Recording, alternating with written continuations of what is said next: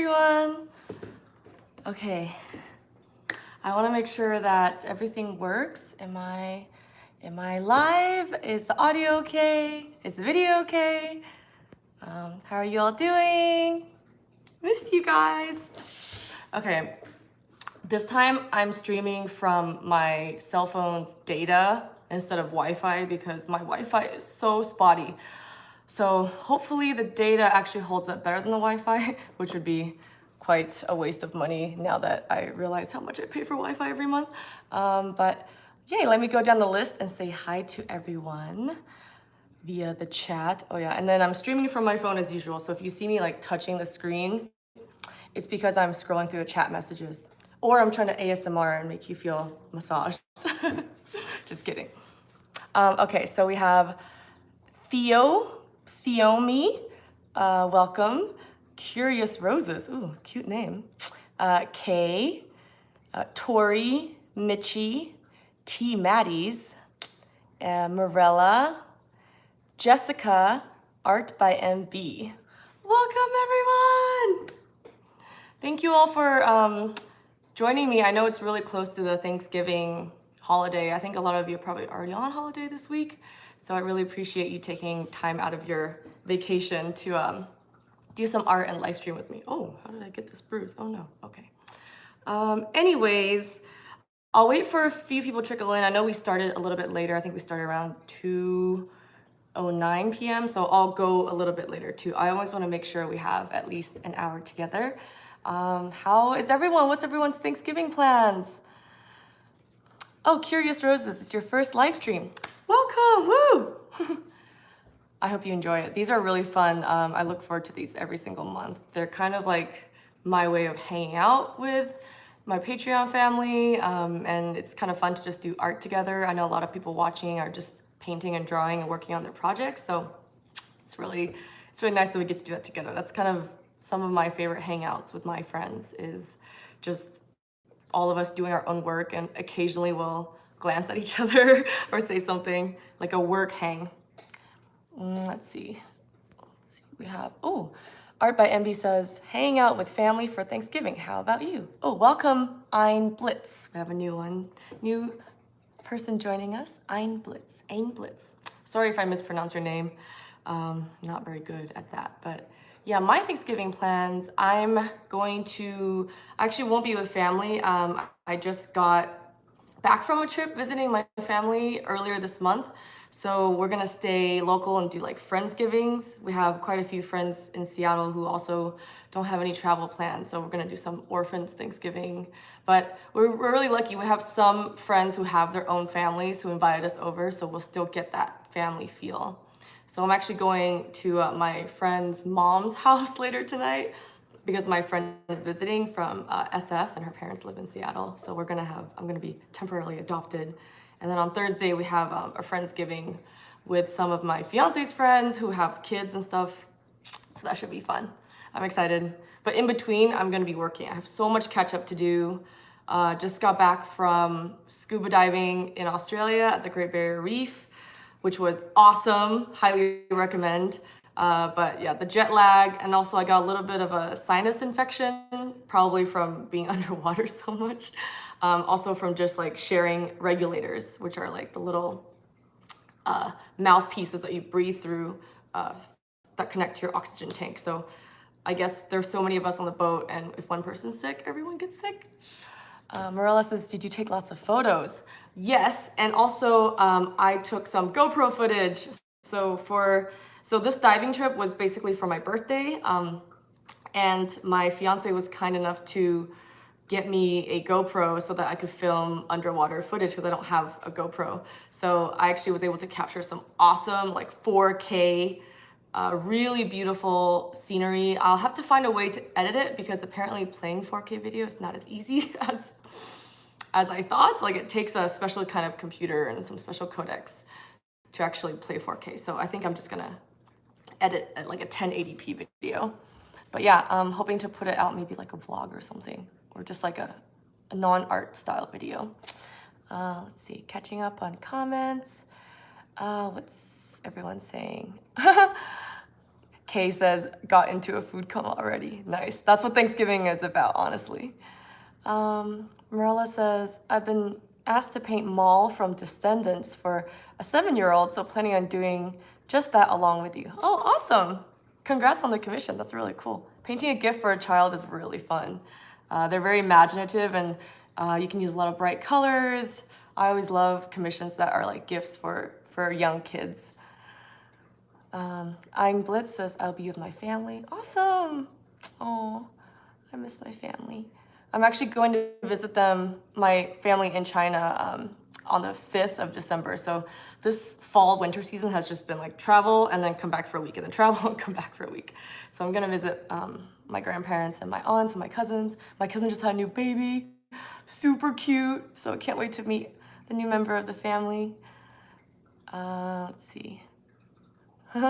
Okay, so I think enough people have trickled in. It's been about 6 minutes since I started streaming, so I'm just gonna start with the live stream portion so we maximize our Q&A and painting and drawing time.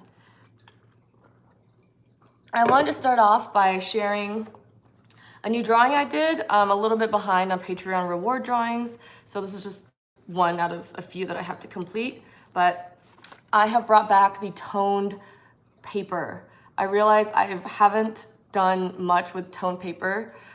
For those of you following me for a while, you might recognize this familiar style. What I do is I take graphite pencil and sometimes a black colored pencil. I use Prismacolor, it's called Call Erase. So it's erasable colored pencil. And I actually use a little bit of brush markers, so alcohol-based brush markers. The brand I use is Blick because it's cheaper than Copic, and to me, they feel kind of similar. But Blick is like a big art supply chain, so it's like their in-house brand. So I think the marker's like half the price of Copic's, but I use like gray marker to put down a base for the hair so that it's got this nice, rich, kind of slightly darker value right off the bat. I use a little bit of pink and red colored pencil and a little bit of teal colored pencil here. And then also for the white highlights, I use a white charcoal pencil. So these are for my $95 patrons. I love doing these every month. It's like so relaxing just to get to do some reference-free drawings. So this actually is done with no reference at all. And this next one, which I'm gonna film after this live stream, I'm gonna actually film the process. So they're gonna share very similar color palettes and very similar supplies in case any of you are curious on how to do these, I guess, mixed media drawings. So I'll be filming this afterwards, but these are all also done without any references. I've been trying to really push myself to try more challenging poses. I know this is not much, it's just like a cutout of, or like a close-up of a heads, but I think like especially with hands and with angles on the face and with hair, there's still a lot I need to test and experiment when it comes to not using reference photos. Yeah, so I have a little series on YouTube right now, free to watch, called Art Without Reference, and I'm thinking of continuing to add more to that. It doesn't get the most views. I don't think it's not a very like clickbaity or catchy theme, but I personally really enjoy making them, and the small group of people that actually watch them really enjoy it. So I'm gonna make more, who cares? Let's see. Okay, so we have some more comments. Oh yeah, you guys are so sweet. Tori says, I love the unicorn. Yes, I also want to paint more fantasy creatures. I was like looking through a lot of my old art, and I just love, and I really miss like how I would combine like human animal hybrids. Also after diving, I think I've become a lot more inspired to do some ocean themed stuff. So maybe more mermaids, maybe different kinds of mermaids, because we actually dove with sharks quite a bit. So I think like having some shark inspired pieces would be cool. I'm Blitz says, there's a Blick art supply store near where I live in Portland, Oregon. Oh yeah, Portland actually is also where Gamblin is. So my favorite oil painting brand, their headquarters are in Oregon. So you live in an awesome, awesome town. I mean, for many reasons, not just the art supply stores. Okay, I'm going to awkwardly switch my camera to point to the painting that I'm gonna work on today. So for those of you joining me for the first time, Let's go on this journey. Be prepared. For those of you who have already seen the live streams, you'll know this is a really hilarious, awkward, tedious thing. So I have to cover my camera and scooch on over. I think this will be fixed if I had 2 tripods, but for some reason I just haven't gotten around to it. Okay, so we're just going to, let's see. Okay, cool. Yay, so this is the painting I'm working on today. Give you guys a quick look here. She is going to actually have a lot more going on than just the basic composition you see here. It's gonna be some cool stuff. Maybe this is a little clue as to what it is. It's like a hole in the middle of her chest. Yeah, I think lately I've just been feeling really nostalgic for some of my old style and my old concepts. So I've been just kind of, I don't know how to even say it. Like I've been revisiting some of my old themes. I think for a long time I was really self-conscious about repeating too many themes. Like I felt this pressure to make every single new piece of artwork like completely original and fresh. And if I did like a theme, for example, the cutouts on the body is something I loved, but I just didn't allow myself, I guess, to make too many pieces like that because I was afraid it was getting repetitive. But I think enough time has passed that I'm ready to go back again. Let me just, okay. This is gonna be a little tricky because I'm also trying to film it with my DSLR because it's going to be a tutorial for your Patreon rewards. So just hang on with me for 30 more seconds as I set up my DSLR tripod. Oh, these live streams would be so much easier if I had, like, I don't know, an assistant to help me rearrange stuff, but it's okay. Not going to complain. We will do just fine, right, guys? Okay, so pointing my, actually, why don't I turn on the dining room lights?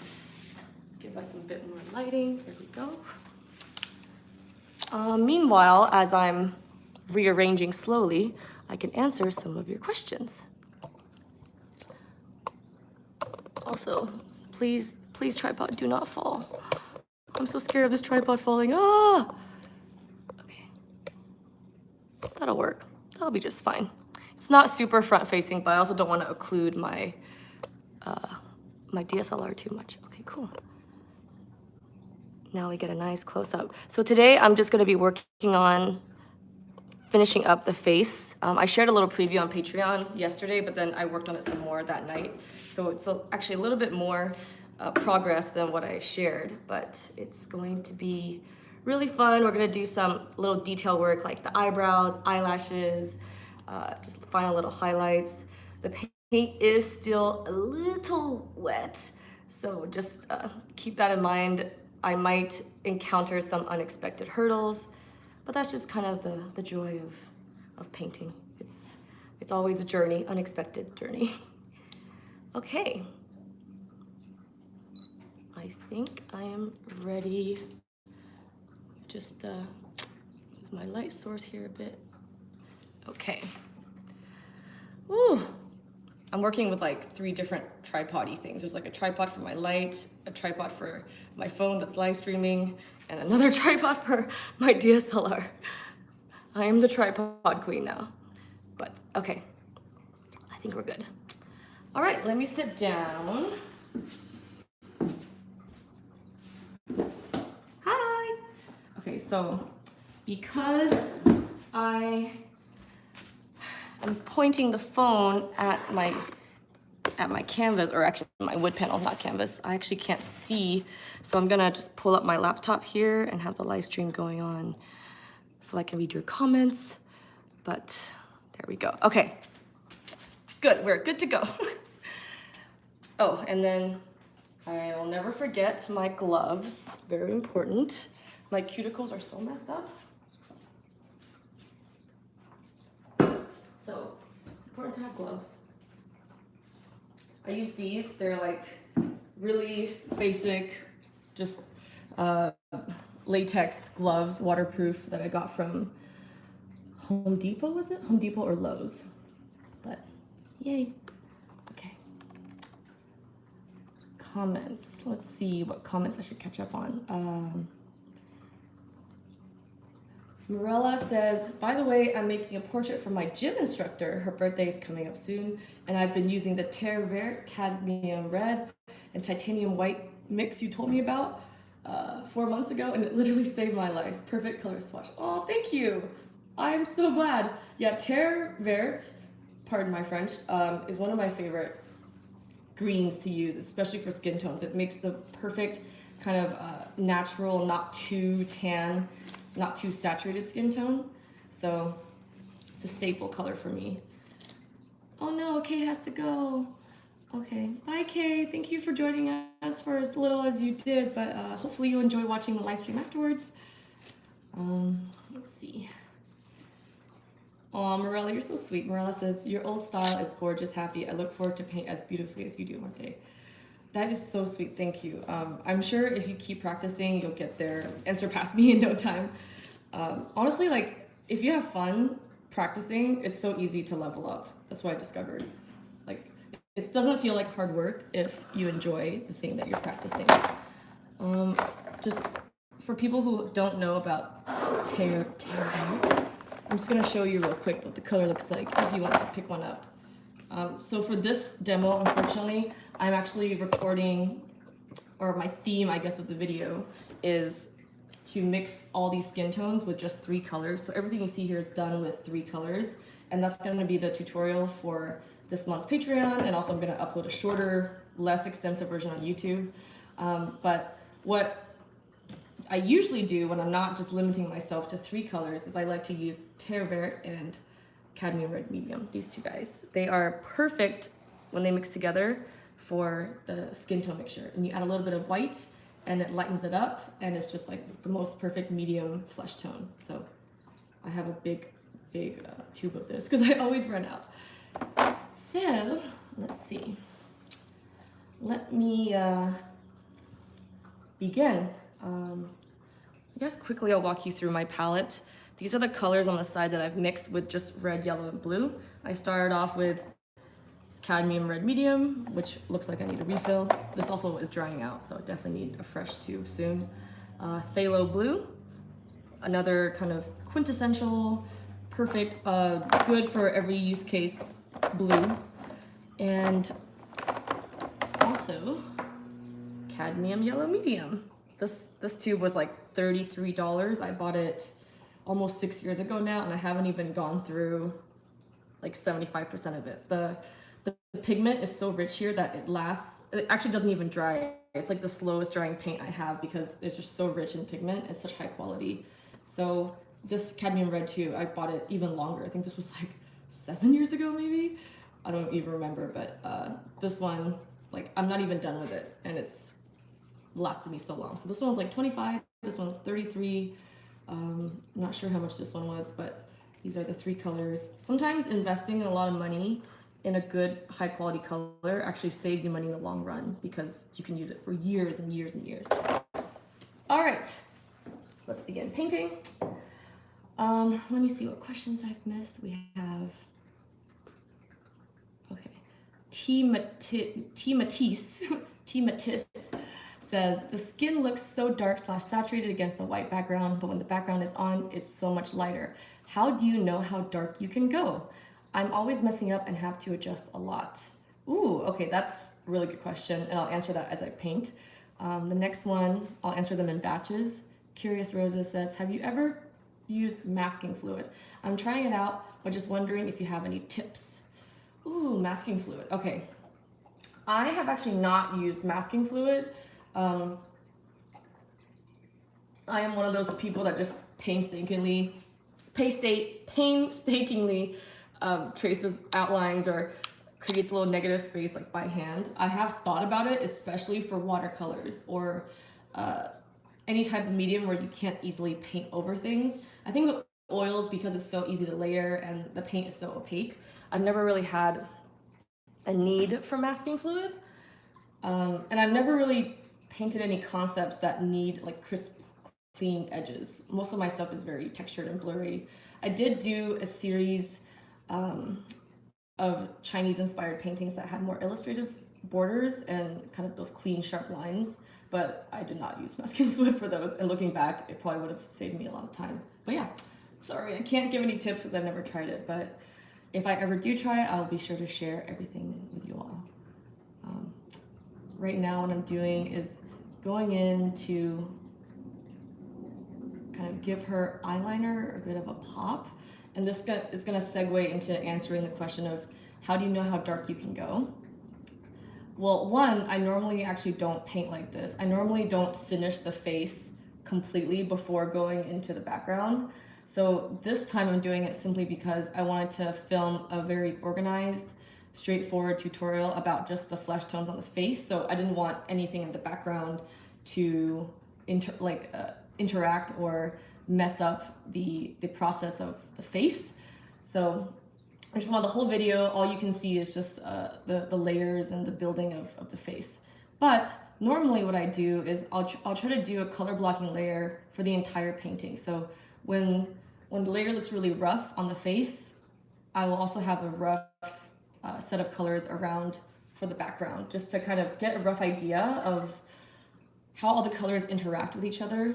Like kind of like what you said in the question, when the background is white, the skin feels dark, but then when you have a darker background, the skin maybe feels lighter. And then you say you always have to adjust. So I guess the good and bad news is, the bad news is you really can't avoid having to adjust, but the good news is it's kind of just a part of the process that you'll learn to just either appreciate or work with.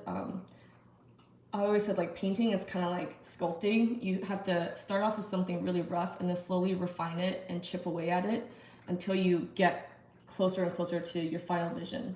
So the process of it is just a lot of adjusting. And I always like to think of each brushstroke as something that's not permanent. Like there's no such thing as laying down a perfect single brushstroke that can just stay there untouched and just be flawless.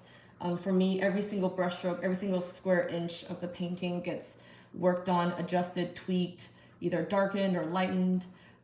Even with my color blocking layer process of kind of working on the whole piece at a time, like all in congruence, there's still definitely a lot of situations where I unexpectedly have to adjust or tweak things. So I guess try not to see the process of adjusting as you making a mistake or something you have to avoid, but just know it's quite a natural part of the painting process.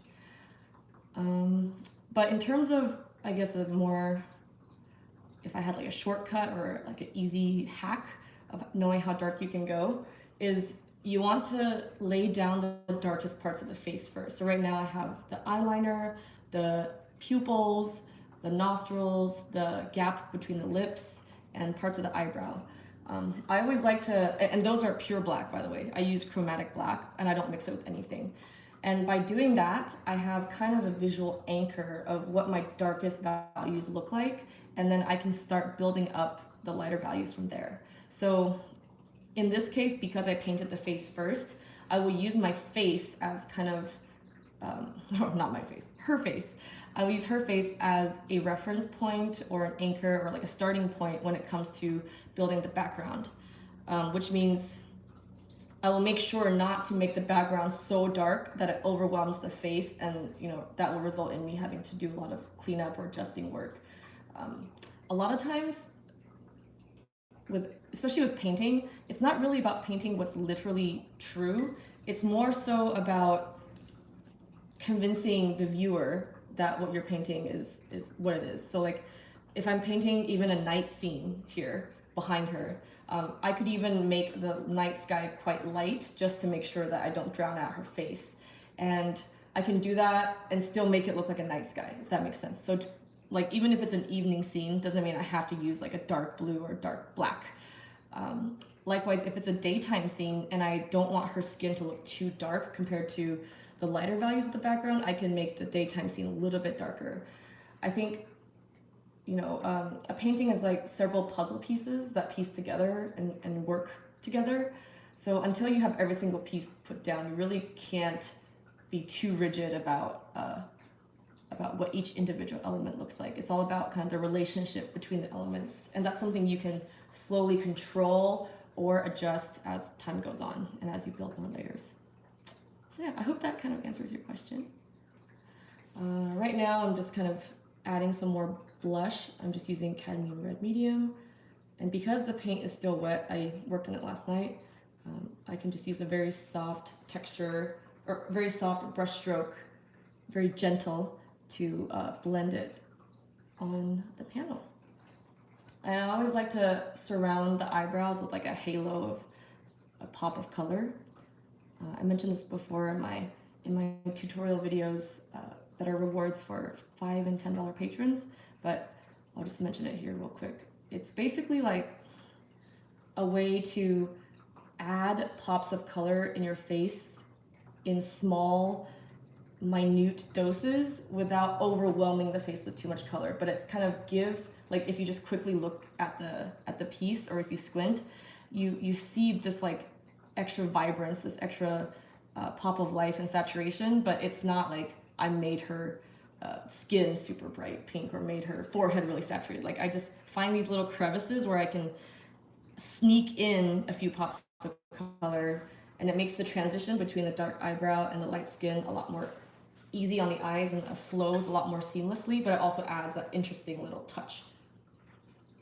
So yeah, that's something, a little trick, I guess. Okay, I'm gonna do the individual eyebrow hairs now. I'm gonna use a mixture of black and the red.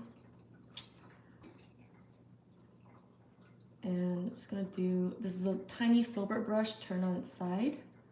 So it's just going to be, when you use a filbert brush turned on its side, it's gonna create a thin line. Sometimes I like filberts more than even my liner brushes, which are like made for thin lines. Filberts turned on the side, I don't know, I just feel like I have a bit more control, I guess. I'm gonna add a few lighter hairs. So yeah, there we go. And I always spend quite a long time on the eyebrows. Eyebrows and eyelashes are good opportunities for you to introduce a different texture to the face.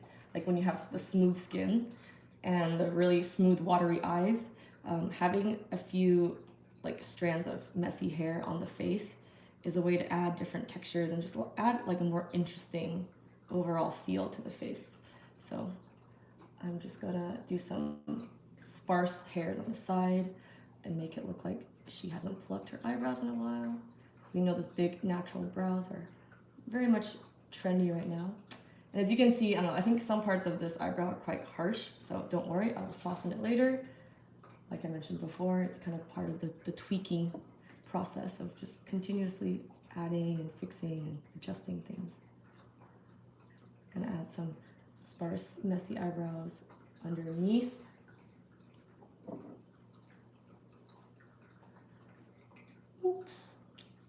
Oh, that was too dark. It's okay. And then the hairs that are closer to the edge of the face, where her actual hair her hairstyle covers part of the face, those will be submerged in shadow.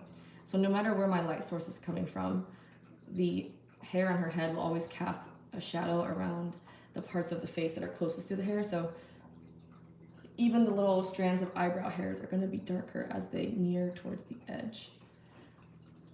Okay, so right now you see I have like a lot of really harsh, big, clunky eyebrow hairs. I'm going to fix that. I'm going to go back in with that soft kind of lavenderish red color and soften out some of those hairs. Now, let's see. Another question.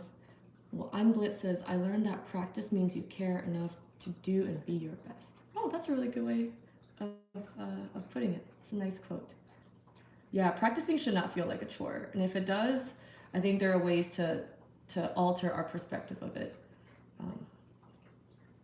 Or maybe like there's ways to practice something while still having fun. So if you're practicing like drawing hands and you're bored of just drawing literal like pictures of hands, maybe you can incorporate them into a more interesting overall piece. Like if you had a hand holding something interesting, or a hand attached to like a more interesting portrait of some sorts. Like there's always ways that you should make practice time fun, and it shouldn't feel like a chore, because then it'll discourage you from practicing. like going to the gym. It's a lot easier to keep up with a fitness routine if you're going to, let's say, like classes that you enjoy versus forcing yourself to do exercises that you hate. Okay, I feel like her eyebrows are too bushy now. Almost, almost out of control. I'm just gonna like cover up some of this with a flesh tone. I mixed like I don't know if you can see. Oh yeah, I mixed a more pinkish and a more greenish flesh tone, and I just put them next to each other, and I continuously just dip my brush in both, or sometimes I'll have certain patches of the face more skewed towards pink and certain patches more skewed towards yellowish green, just to give some variety, I guess. Soften these edges too. Yeah, oil painting is like super slow. I mean, I think anyone out there who's oil painted will definitely, it's like duh.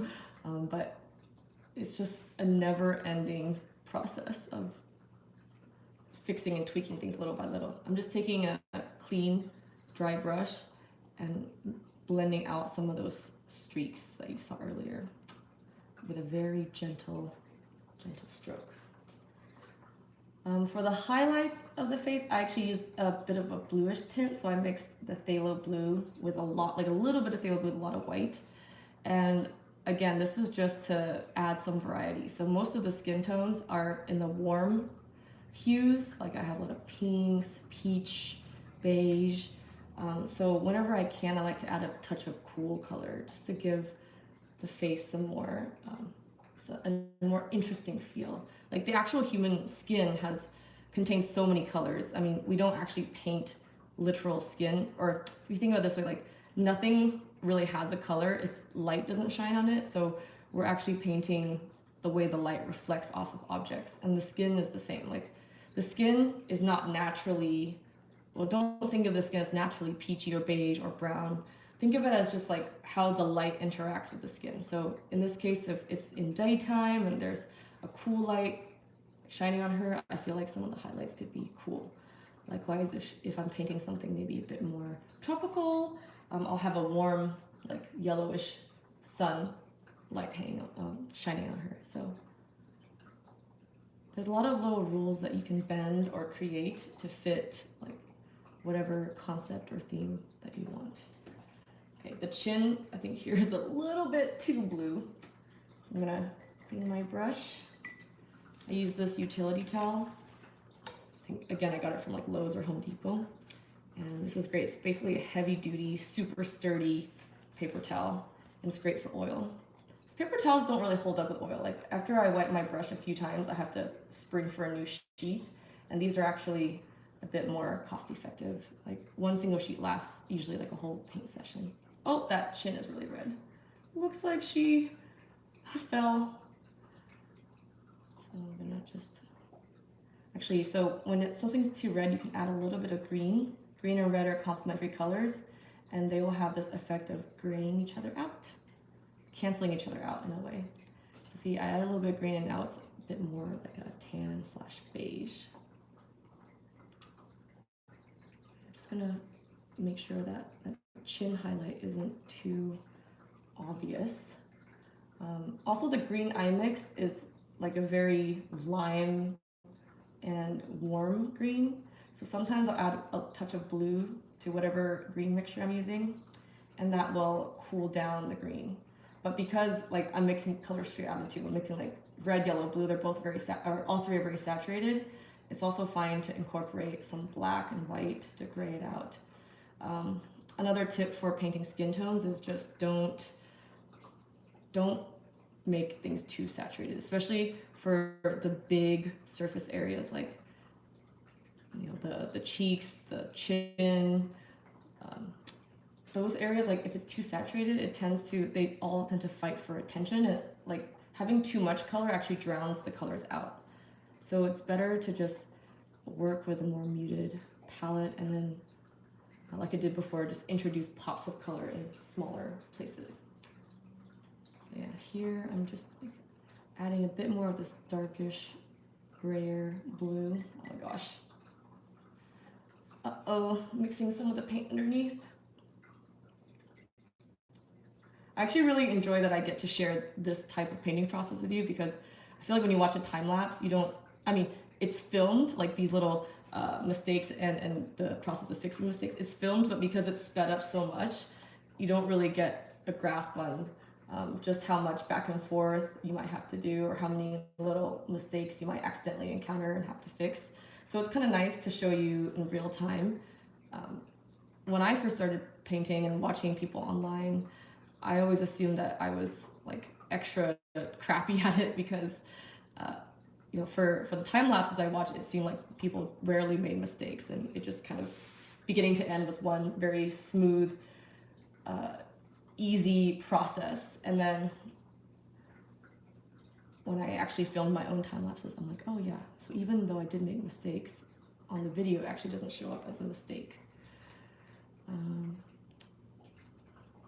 Okay, I think what I'm gonna do is actually lighten up this side. So I have the light source coming from the left, shining onto the right. So I'm just gonna lighten this side of the face to make that more apparent. Let's see, we have a comment from T. Matisse, who says, I recently saw that Rembrandt did the blue circle around the eyes as well, and I was instantly thinking about you. Oh, thank you. Yeah, so a quick, I guess, explanation of what T. Matisse is talking about is, I always like to paint a little halo of blue around the iris, so where the iris touches the eye whites. Haven't really got to that point here yet, but to me, it just makes the eye feel more real. And I don't know if we all literally have a blue ring around our irises, but it's actually quite a nice little trick, and it makes the subject feel very human. Like sometimes painting things that don't exist in humans makes your subject look even more human-like. Interesting things that you learn throughout the painting process. Okay, this chin is like giving me so much trouble. Like, why won't you cooperate, chin? Chins are weird because, like, for me, I usually have the lower half of the face be a little bit darker, because if the face is shaped like a egg or some sort of spherical-ish form, and the light source to me is usually not shining from the bottom. If you're shining from the side or from the top, it leaves the chin and this whole underside of, or southern hemisphere of the face a little bit darker. The light touches a little bit less, but the chin also kind of sticks out. So you want to make it lighter to show like the shape and the mass of the chin, but you don't want to make it too light, and it's just but it's okay, we can handle it. Here I'm just going to lighten this area. I have to be really careful because the layers underneath are not completely dry yet, which means I have to use my fat over lean roll. So also use a very gentle brush stroke, because if I press down too hard with the brush, I can accidentally lift up some of the previous layers' colors, and they're like half dry, so they have a really hard, gunky texture. So I have to make sure I have enough paint on my brush to just deposit the paint without disturbing any paint that's currently on the panel. It's just a very gingerly process.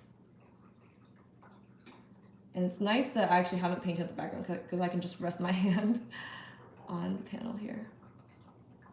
I'm one of those people that I'll accidentally dip my hand into the palette, and then I'll accidentally smear it onto my painting, and I won't realize it until hours later. And I'm like, crap. So now I always make sure to have a few inches of gap between the palette and my panel. Ein Blitz says, I assumed that myself once, but then I saw the error of my thoughts, thinking that all the artists I would watch were perfect. Yeah, that's the thing about social media. Everyone only presents the best version of themselves, and I mean, I do the same. I don't blame people for doing that. Also, I don't know. I feel like sometimes it's very tedious to share the entire spectrum of all the good and bad. So for me, if I'm making tutorials or trying to make videos that are helpful, of course I will share only the things that I've done successfully, so that I can teach others how to do it successfully. But yeah, it's really tough when you feel like you're just surrounded by people who are doing so much better, or achieving so much more, or getting to their goals so much easier. When in reality, I can assure you, everyone, no matter what type of YouTuber or what type of skill you're trying to learn from, everyone goes through a lot of ups and downs and a lot of failures. It's kind of like recently what I learned about life. Not to get all existential, but like I try not to see life as success versus failure. I feel like labeling things as success versus failure just makes us want to have more of the success and then shun the failures as like something we should avoid or have less of. But I realize that like failing a lot is not like a bad thing. It's actually just a very natural and sometimes important part of the journey of life. Like you can't really know success unless you've known failure, and you can't really succeed unless unless you're super lucky. I've never heard of a success story that's just been like an uphill trajectory with no struggles or no obstacles. But like part of success is failing first so that you know what to avoid and you can learn from your failures. So failures are not bad. They're actually, like every time I fail now, I'm like, okay, well, I just learned an important, valuable lesson. Like now I know what to avoid or what not to do. Or at least now maybe I strengthen my character in handling this failure and bouncing back from it. So failures I see now as like opportunities to learn or strengthen yourself. Yay! That's my little pep talk for today. Let's see. Okay, so this side now is a lot lighter. Yay! Yes, I like that a lot. Cool. And as it gets lighter, it also gets a little bit bluer. So I'm using a touch of phthalo blue in the highlights color, which means it's just overall a bit more balanced. I feel like earlier, before I started working on it today, it was very yellow and peach and like almost just too warm. So if the light is shining from this side, that means this part of the forehead will be lighter too. This is tricky because we have bangs, which I'm gonna paint after I finish the skin, but the bangs cast a shadow, so I have to currently just try to ignore that and not let it affect me too much. Yeah. Ooh. Yeah, working with like tacky half-dry paint is really hard. I use this medium that makes it a little bit easier to work with called Galkid gel. It's from Gamblin. It's like a fast drying gel medium that helps a lot. So I just added like a tiny bit of it to my brush and it makes things just easier to spread. But also it adds a little bit of shimmer, so I have to be careful to make sure not to use too much or else my painting will be too reflective and then it'll be difficult to photograph and scan, things like that. Okay, so it looks like, okay, Art by MB says, forgive me if you've answered this already, but what kind of easel is that you're using? I have not answered it already, so no worries. And even if I did, I would never blame you for asking a repeat question. These are important questions that need to be heard. I actually am using a drawing board. This is not an easel because as you can see, there's like a solid rectangular block behind it. So I went on Amazon and bought a drawing board. I'll leave my link for you at the end of the live stream. I'll post it like either on Patreon or in the chat box if you want to pick one up for yourself. I think, I forgot how much this one was, maybe like $30, $20. It wasn't too bad. It's not actually meant for painting, but I feel like it's really useful for me when I try to film videos that have the palette and the painting all in one shot. And it helps me like kind of secure the painting and the palette to one consistent surface. Back in the day when I used an easel, I would just manually put a block of wood, like either an actual, maybe like a wood that I had set aside for using as a painting surface, like a wood panel. I would turn it around on the unprimed side and I would use that as my backing, and I would just secure that piece of wood to the easel and then lay down my painting and my palette. But now, I figured the drawing board could work. The only downside is like it's not as secure in the back as an easel. So I'll show you also after I'm done with this demo, in case you're curious. But the back is just like these little notches that the board sits on. Okay, I'll just show you. It's easier to show than to explain, but yeah, it doesn't have all those like little screws and tightening mechanisms as an easel does. But for me, I think because I paint fairly gently, no matter what, like all my pieces, because I'm obsessed with blending and smoothing things out, I use so little pressure that it doesn't really disturb the way the board sits on top of the easel. So yeah, I'm chill with it. Okay, have I done enough on this side of the face? I think so. Now let's move on to, okay, I'm gonna lighten this part of the area between the nose and the mouth, which is one of my most challenging areas to paint. It's just something I kind of dread, but oh well. Also, the final painting will have, I'll have a lot more like colorful makeup on her face. So right now I'm leaving the eyelids very bare, but when I finish filming this flesh tones tutorial, I will add some really fun, dramatic, sparkly makeup. I'm really excited for that. I'm just gonna smooth out some of this part. Okay, cool. I'll probably come back later and fix a few more things, but for the sake of demoing something more interesting than just me slowly building the face, I'm going to move on now to the lips. Show you guys kind of how I build layers on the lips. Oh, and then 1 second, I'm actually gonna take a photo of this for the Patreon rewards so that we have some good process photos for my process photo collage. So I'm just gonna use my little vlogging camera here to take the photos. It would be nice to scan each individual layer, but that would take too long. So I usually don't wait until it's dry enough to scan to work on the next layer. So I'm just gonna take a quick photo. Say cheese. Gotcha. Okay, cool. Yay.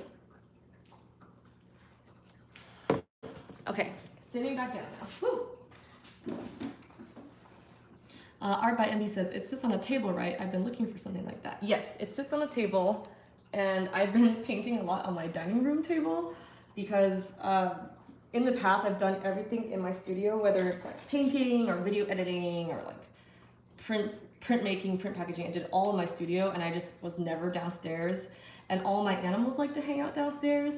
So to spend more time with animals and to just kind of experience more of the house, like I think working from home, if you just stay cooped up in one room, it can drive you nuts because you're already cooped up in a house.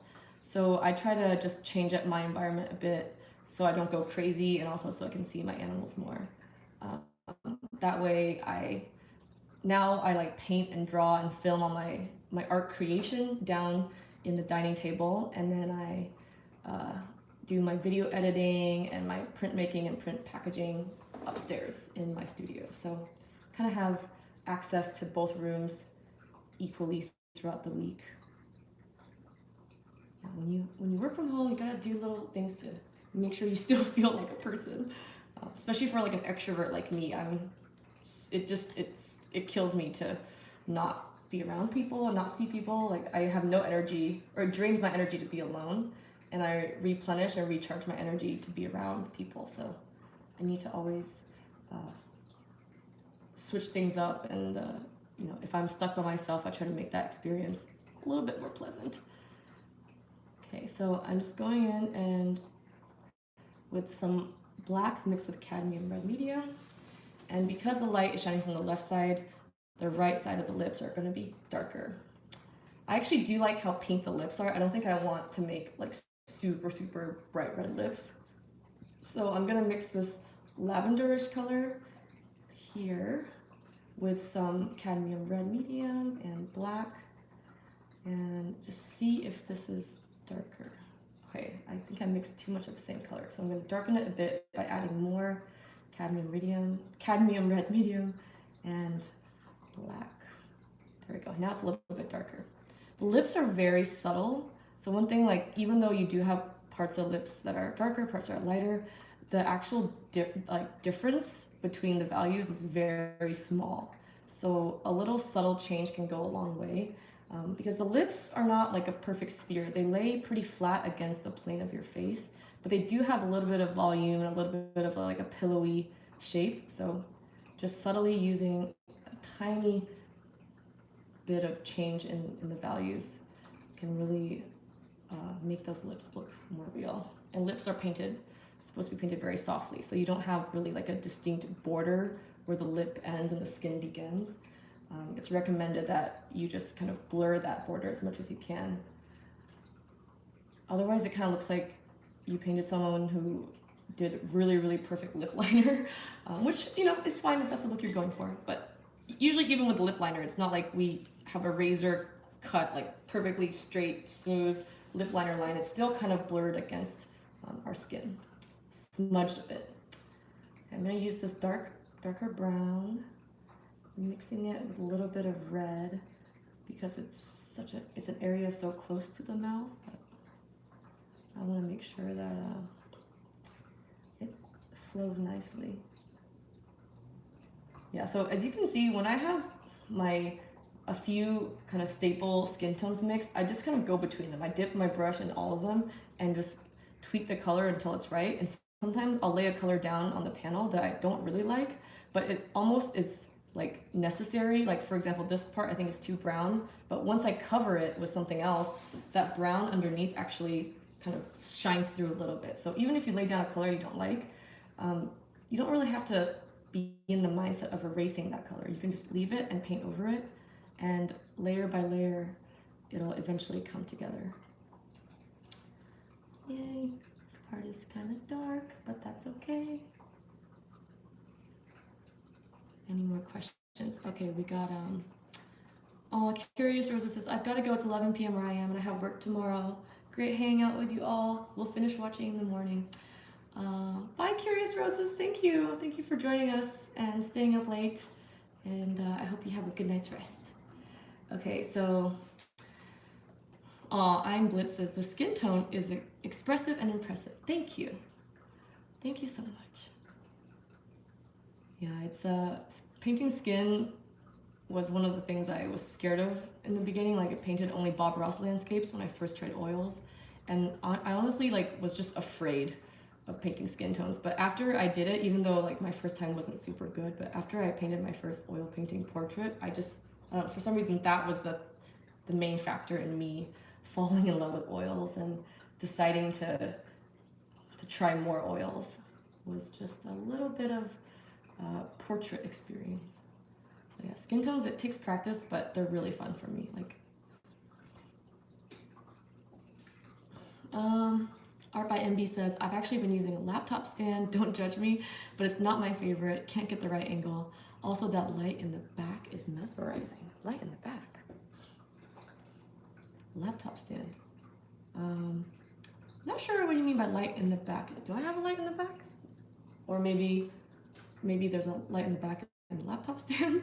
Sorry, I'm like, for some reason, really confused by that. But a laptop stand is honestly not a bad idea. I have a little laptop couch table stand thing, and I do agree that like it doesn't sit up perfectly straight. So when you're painting, you want something almost completely vertical. But yeah, the little couch table doesn't do it. Honestly, this drawing board doesn't do it either, like perfectly, but I actually had a little hack. I'll show you again once this demo is over how I hacked it, but I forced it to stand up straight. There's not like a designated notch to make the drawing board this straight, but I made it work. Yeah, I think like a lot of artists, like for example James Jean, who's like my favorite artist or one of my favorite artists, his pieces are so big he just leans them against the wall and paints. Like he'll sit them on top of upside down buckets, like those 5-gallon buckets you get from Home Depot, and then he just paints. So don't ever be ashamed of whatever you use as your easel. Like, you know, it's honestly up to each individual artist to figure out what works best for them. Okay, blendy. I know I said I was gonna focus on something other than the skin, but after I painted the lips, I decided I needed to tweak the skin around it. Kind of like looping back to the earlier question about like when you have something that starts off dark with a light background and then you add a dark background and you have to tweak it. It's kind of the same for even within the face itself. Like I had lighter lips, and the second I introduced more shadow and darker values in the lips, I realized that like the skin around the lips also needs to be just tweaked a little bit. But it's okay. Tweaking is fine. There we go. I'm gonna just work on that chin a bit here. Fussy chin. T. Matisse says, Happy, did you ever consider to paint oil over acrylics or oil over gouache to avoid long drying time when the time schedule is tight? I actually have painted oil over acrylics before. I've never painted oil over gouache because I think, and also, you know, I am just kind of a newbie with gouache. I only started using it like this past few months, so I haven't like had many opportunities to try it as a base for oils. I do remember from what I've read and researched is that gouache, you have to paint on like watercolor paper or like acrylic paper. I've never seen gouache painted on like a wood panel, which is what I primarily use for my oils. But I know oils you can also paint on paper if you prime it correctly and treat it correctly. So I have done the acrylic thing in the past with the first layer being acrylic, and it did work out pretty well. But honestly, like my first layers are always so washed out, like they're just thin washes. So whether I use water and acrylic or paint thinner and oil paint, it's kind of the same, just this really transparent consistency. And lately I've just used straight up oils with no other mediums underneath, because I feel like it's actually, for me, easier to just paint with the paint thinner and oils and just wait a little bit of time for that to dry. Because when you do a thin wash of paint thinner with oils, it dries a lot faster than just oils on its own, because paint thinner dries really fast. So for my first like underpainting or color blocking layer, to me it usually dries like overnight because I lay the paint on so thin. And also like because it dries overnight, it's like not that much time saving to do the acrylic one. Like yes, the acrylic will dry faster, but I also have to then like reprime it with some sort of clear gesso or retreat it so that the oil on top will stick to the surface better. So for me, just removing that step of having to prime it again or treat it again is worth waiting an extra few hours for the paint thinner. Honestly, sometimes like after an hour or even less, depending on the temperature of the room or the color of paint I use or how much paint thinner I use. Depending on that, like sometimes I can just, even in the same session, like I'll get up, grab a snack, and by the time I sit back down, it's already dry enough for me to lay another layer on top. So yeah, but oil painting on a time crunch does suck. It seems like the paint always dries the slowest when you have a deadline. It's almost like a watch pot never boils. Like for some reason, when you have a deadline is when the paint just decides to take its sweet old time.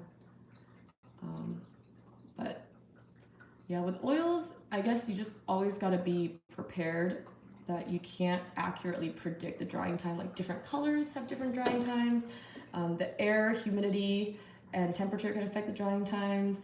Different brands of paint might have different drying times. So for me to mitigate that, I just kind of work on several paintings at once so that while one is drying, I have something else to work on, or I just try to practice working with a half dry layer like I'm doing now. Just very, very gentle brush strokes. I'm just hopping around all over the place. I think it's hard for me to do a tutorial where I like paint the eyes and then I paint the mouth and then I paint the nose. Like I always like to just hop around the painting. That's just, I guess, my process, my style. Okay, yeah, nice. I'm just adding a little bit of eye bags. The reference photo I'm using doesn't actually, the girl doesn't have a lot of eye bags, but I enjoy painting poofy eye bags. It's another chance for me to add a different texture to the face, add a different elevation, so that like yeah, there's just different little like folds and pockets of skin. It just makes, gives character, gives personality to the subject.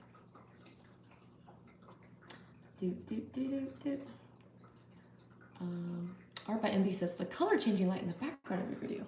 Currently? Oh yeah, I see it. Okay, I know what you're talking about now. Yes, that one is actually, so it's called like an LED cube. I got it off Amazon. I can leave the link for that if you're interested too. Those were, I think it was about like 50 bucks, if I remember correctly. I actually got those because I was planning like a birthday party for my fiance, and it was on our roof, and it was gonna be at night. So I wanted extra seating that also had a lighting effect or lighting quality, so that it can basically kill two birds with one stone. So it can help provide extra seating and also help light the dark roof. So I got those. They're really cool. They're just kind of these sturdy plastic cubes, and inside is like a color changing LED light. And since it's Christmas, actually I put this up way before Christmas, so I can't use really Christmas as an excuse, but I just love like fairy lights or different sorts of alternate lighting, other than just like whatever lights are baked into the ceiling. I don't know, I think it just gets me in the mood to create, or it's like really cozy. So I actually had those lights up for a while, like starting from September. And now that it's Christmas, it's I don't have to put up any extra lights. Woo! Okay, so I'm gonna make this left side of the lip a little bit lighter. But even though it's lighter, like the outer edge of the lip is gonna be flatter against the face, and the center of the lip is gonna be pouty and like protrude out. So even though it's on a lighter side, I still have to make sure that the outer edge is a little bit darker than the center of the lip. There we go. And the skin around it. So skin around it has a little extra pop. So I'm just gonna do this, soften that edge a bit. Okay. There we go. Yay. Oh my gosh, it's 3:11 p.m. Okay, I think I should probably finish up this live stream because I do have to finish a lot of work before heading out for dinner tonight. I want to finish up the tutorials, and I also want to film a new one because I have 2 tutorial videos a month. And this time, I don't want to just do like oils, so I actually want to film a new gouache tutorial. Yikes. Okay, but it's hard. It's hard when you're like in the zone. You're almost done to just put it down. I will just finish up the lips then. I was hoping to get to the eyelashes, but those eyebrows took way too long. My bad. Okay, add some rosy pink here. Lighten up the side of the mouth. Eee! I've taken away some of that saturation, so I'm gonna just use pure white and titanium red with no other colors to get that more saturated pure pink. Sometimes I'll like mix the pink with a bit of green to gray out the pink a bit, but in this case I think I need more color. Okay, and then after this I will turn the camera around, show you my easel, and then say goodbye for now, but not for too long because you'll hear my voice again in the Patreon rewards. I think in total I make like over 2 hours of voiceovers every month for Patreon, and it's really fun. I actually like editing Patreon videos more than YouTube videos, because YouTube videos there's a time limit usually, or at least I put a time limit on myself, and there's a lot more things I usually try to like advertise a bit of my Patreon, advertise a bit of print sales, and I don't really like, it's just a lot of editing and cutting things out. But for Patreon tutorials I have so much more time and so much more room to go in depth. So also the Patreon video podcasts every month, I love doing that. And make sure if you haven't asked me a question yet in the podcast to do it, I'll send a little reminder, because I'll be filming that voiceover soon, and I want to make sure everyone gets their questions in. Cool. Also, yeah, I just darkened the part of the lip that's closest to the lip crack is what I like to call it, like where the top and bottom lip meet. That area, both top and bottom lips should transition slowly to be a little bit darker to meet that ultimate dark black line. And there we go. Well, I'll fix it later, but I think I've tweaked it enough for today. Cool. Oh my gosh, it's so hard to pull away. Okay. Oh, you guys are so sweet. Marilla says those lips are gorgeous. Ein Blitz says, hope to see your art in Portland, Oregon. Oh my gosh, I would love to show in Portland. There's like a gallery called, I think, Antler. I hope it's still open. That I would love to show in. I should reach out to them. Okay, now that we're done with this part, I'll show you my my easel. So let me zoom out here, open up my tripod, or unhook my tripod. Okay, so this is my painting easel. Ooh. Let me just straightening out my tripod leg. Sorry for the shaky cam. Okay, so as you can see here, this is kind of, well, this is the drawing board, but the mechanism is here like this. So I'm gonna just take the painting off so I don't risk hurting the painting while I demonstrate, but you're supposed to put the easel into one of these notches. Like, oh my God, it's hard to do with one hand. It's not the best quality, which is also why.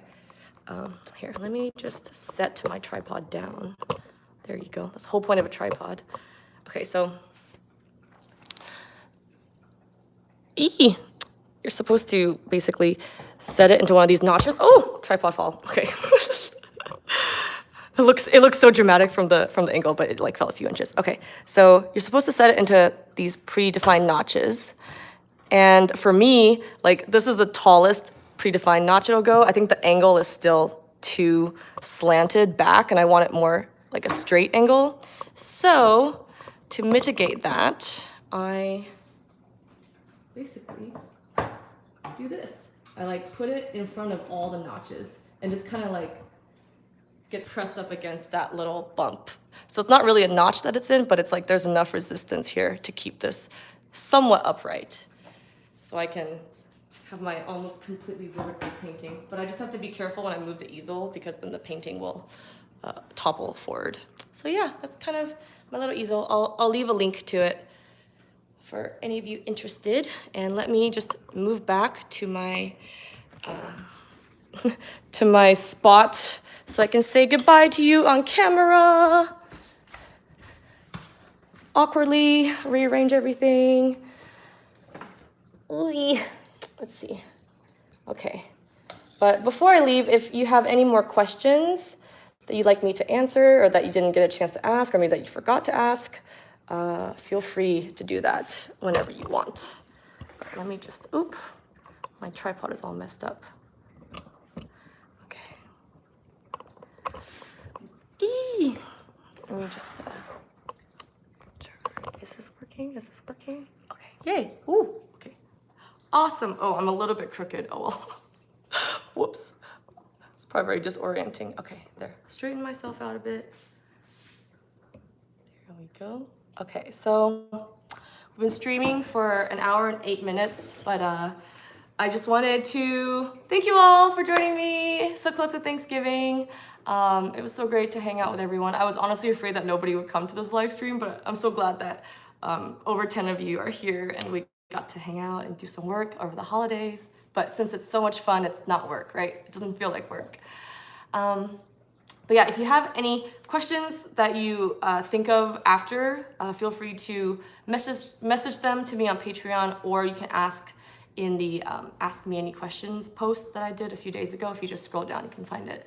But other than that, I don't think I have anything else to share today. So have an awesome Thanksgiving. Enjoy the yummy Thanksgiving food. Enjoy the food comas and the food coma naps. I know I will. And I will catch you guys in December after I get back from China. So, bye, love you all.